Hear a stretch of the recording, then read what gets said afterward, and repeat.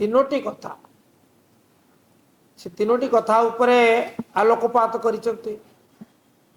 এই যে প্রশিক্ষণ শিবির করা যাচ্ছে, যা প্রতি থর বিধানসভা নির্বাচন পরে বিধানসভা পুনর্গঠিত হেলা পরে করা যায়, নবাগত বিধায়ক বন্ধু মানকু বিধানসভার কার্যবিধি এবং নিয়মাবলী সম্পর্কে পরিচিত করা এথর করা যাচ্ছে।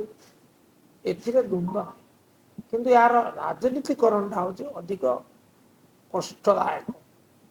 যা কিছু କହିଛନ୍ତି রাজনীতিকରଣ এবং দ্বিতীୟରେ ଏଥର ଅସଙ୍ଗତି ହେଲା ଯେ ଯେତେବେଳେ ଆମର ଅର୍ଡର ଅଫ ପ୍ରେସିଡେଣ୍ଟ ଆମେ ଦେଖୁଛୁ, ସେତେବେଳେ ଆମ ରାଜ୍ୟ କେତେ ରାଜ୍ୟପାଳଙ୍କ ପରେ ମୁଖ୍ୟମନ୍ତ୍ରୀ, ତାପରେ ଅନ୍ୟମାନେ।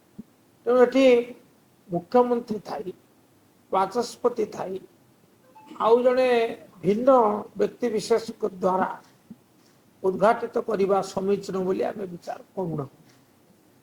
ଏବଂ ପୁଣି ଉଦ୍ଯାପନୀ କ୍ଷେତ୍ରରେ ମଧ୍ୟ ଅନୁରୂପ। ତେଣୁ ଇଏ କେବଳ ରାଜନୀତିକରଣ ନୁହେଁ, ଇଏ କାର୍ଯ୍ୟକ୍ରମର ପ୍ରଶିକ୍ଷଣ କାର୍ଯ୍ୟକ୍ରମର ଇଏ ମଧ୍ୟ ଅନେକ ଅସଙ୍ଗତିର ଦୃଷ୍ଟାନ୍ତ ରଖୁଛି। ଇଏ ଆପତ୍ତିଜନକ। ଏବଂ ତୃତୀୟ କଥା ହେଉଛି ବିରୋଧୀ ଦଳର ନେତା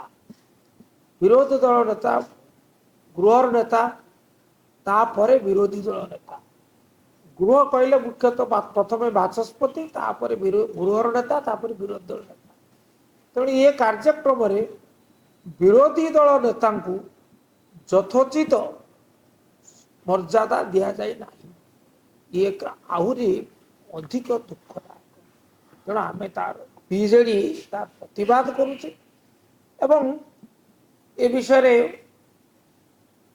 ଆମର ଅଧ୍ୟକ୍ଷା ମହୋଦୟା ଏବଂ ମୁଖ୍ୟମନ୍ତ୍ରୀଙ୍କୁ ମଧ୍ୟ ଏ ବିଷୟରେ ତାଙ୍କ ଦୃଷ୍ଟି ଆକର୍ଷଣ ପୂର୍ବକ ଏହାର ସଂଶୋଧନ ଦାବି କରିଛି। ଏଥିସହ ଆଉ ଏକ କଥା ସତ୍ୟ ହୋଇଥିଲେ ସାଂଘାତିକ। ଗତକାଲି ଇଣ୍ଡିଆନ ଏକ୍ସପ୍ରେସରେ ଗୋଟିଏ ଖବର ପ୍ରସାରିତ ହେଇଛି। ଖବରଟି ହେଲା ଯେ ବିଜେପି ସିଏ ମଧ୍ୟ ତା ଗୋଟେ 2 ଦିନିଆ ପ୍ରଶିକ୍ଷଣ ଶିବିର କରୁଛି। ଏଥିରେ ଆମର ମଧ୍ୟ ପ୍ରଶ୍ନ ନାହିଁ, କିନ୍ତୁ ପ୍ରଶ୍ନ ହେଉଛି ସେଇ ଖବରରେ ସ୍ଥାନିତ ହେଇଛି ଯେ ବାଚସ୍ପତି ମହୋଦୟା ସେ କାର୍ଯ୍ୟକ୍ରମରେ ଉପସ୍ଥିତ ରହିବେ। ବାଚସ୍ପତି ହେଉଛନ୍ତି ଗୃହର ସର୍ବେସର୍ବା। ସିଏ ଦଳୀୟ ବିଚାରର ଊର୍ଦ୍ଧ୍ୱରେ।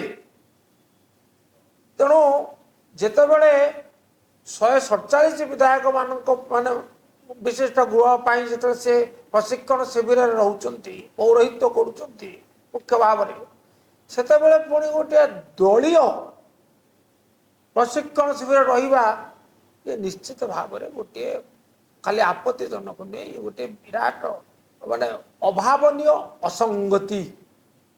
ଯଦି ଏହା ସତ୍ୟ ହେଇଥାଏ ସାଂଘାତିକ। ଧନ୍ୟବାଦ।